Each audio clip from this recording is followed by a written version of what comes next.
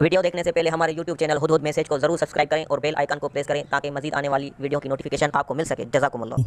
جن دوستوں نے ابھی تک اس چینل کو سبسکرائب نہیں کیا وہ جلدی سے سبسکرائب کر لیں اور بیل آئیکن دبا دیں۔ میں نے اللہ کا نام پڑھا، اللہ کا نام سنا، بس میرا کام ہو گیا، اور اللہ کے نام کی برکت سے میرے تمام مسائل، میری تمام مشکلات دور ہوئیں۔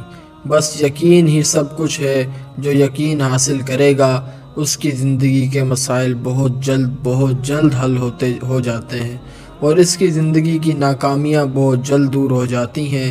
میں اس وقت بہت خوش ہوتا ہوں جب اللہ کے نام کی تاثیر مجھے ملتی ہے اور اللہ کے نام کی طاقت میں حاصل کرتا ہوں، اور پھر میں اللہ کی سچی رحمتوں کو اپنی آنکھوں سے دیکھتا ہوں۔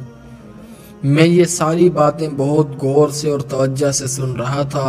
میں غار سے باہر نکلا، میں پہاڑ پر چڑھا۔ پہاڑ بہت اونچا تھا، میں اس کی چوٹی تک نہ پہنچ سکا۔ میں دور تا حد نظر دیکھ رہا تھا، نہ کوئی انسان ہے، نہ کوئی جانور ہے، نہ کوئی پرندہ ہے۔ ہاں، وہ جانور جو بلوں میں رہتے ہوں میں نے نہیں دیکھے۔ وہاں زندگی نہیں، زندگی کے آثار نہیں، وہاں کھانے پینے کو کچھ بھی نہیں، حتیٰ کہ کوئی سبز پتا، گھاس، بیل، درخت، پھول، پتے میں نے نہیں دیکھے۔ بس میں نے تو صرف ایک دیکھا ہے کہ وہ ایک بیابان تھا اور سرمئی رنگ کے پہاڑ تھے اور کچھ بھی نہیں تھا، لیکن ان لوگوں نے مجھے حیران کر دیا اور مراقبے کی تاثیر اور طاقت سے مجھے مدہوش کر دیا۔ مراقبہ اسے کہتے ہیں اور اس کی تاثیر اسے کہتے ہیں، اور اس کی طاقت واقعی ہے۔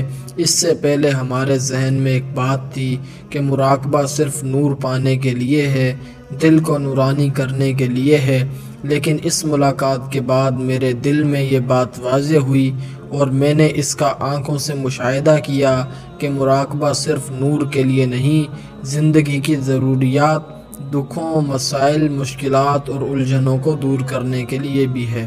ایک بہترین عمل ہے۔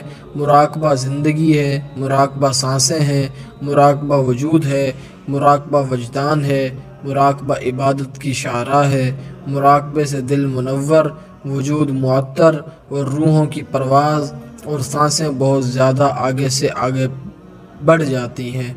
مراقبہ انسانیت کی معراج ہے۔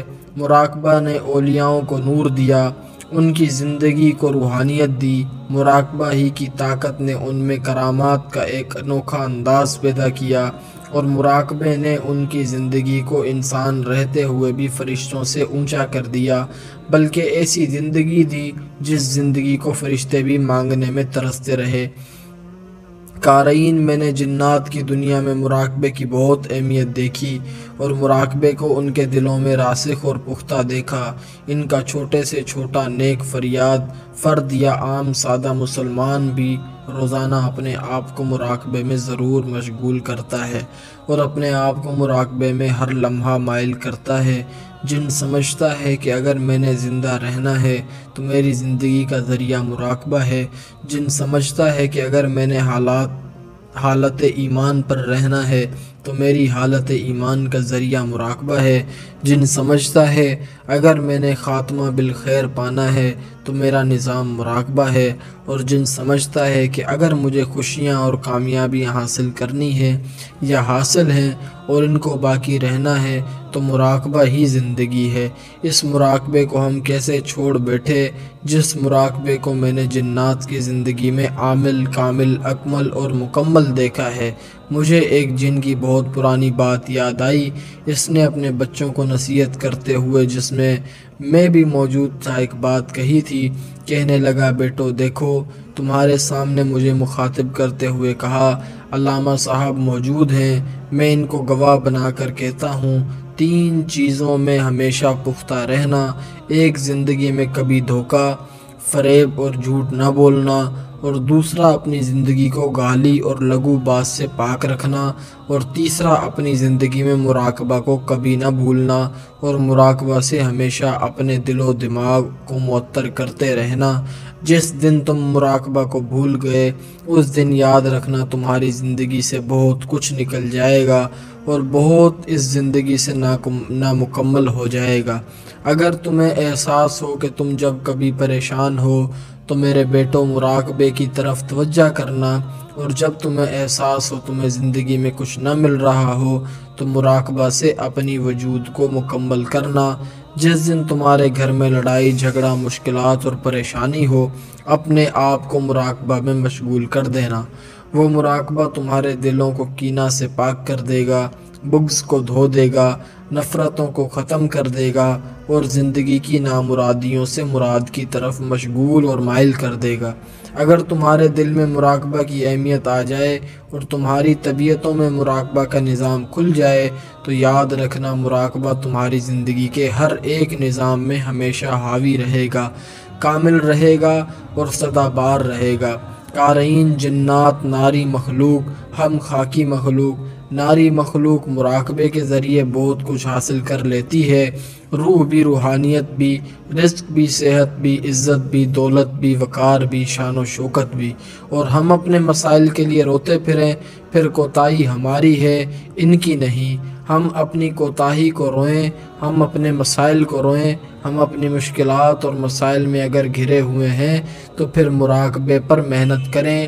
یہ نہیں ہے کہ 2 دن مراقبے پر محنت کرنے کے بعد ہم ہر مٹی کے ڈھیر اور ہر کنکر کو کہیں کہ اس کو دیکھیں گے اور سونا بن جائے گا، ایسا ہرگز نہیں۔ مراقبہ کچھ عرصہ محنت مانگتا ہے، مراقبہ کچھ عرصہ توجہ مانگتا ہے۔ پہلے تھوڑا تھوڑا مراقبہ شروع کریں، چاہے چند منٹوں کا ہو، پھر اسے بڑھاتے جائیں۔ آپ اسماء حسنہ میں سے کسی بھی اللہ کے نام پر اس کے نور پر توجہ کرنا شروع کر دیں۔